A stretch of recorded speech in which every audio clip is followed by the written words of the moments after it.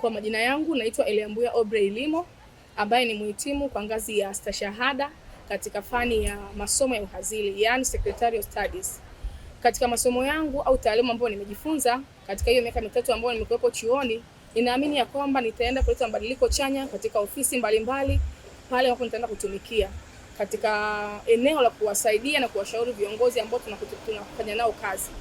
Changamoto katika taasisi mbalimbali kwa upande wa kada yetu sisi ni baadhi ya masekretari wenzetu ama wahazili wenzetu kusahau misingi ya taaluma ambayo tumeipata. Msingi wetu mkuu ukiwa ni kutunza siri.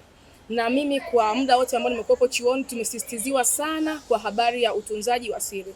Nitakapofika kule kwenye kutumikia umma katika nafasi yoyote au ofisi yoyote ambayo nitakuwepo, nitahimiza na kusisitiza utunzaji wa siri ili kazi na majukumu mbalimbali yaweze kwenda kwa usiri wake na kwa heshima yake iliyopewa na Jamhuri ya Muungano wa Tanzania. Asante.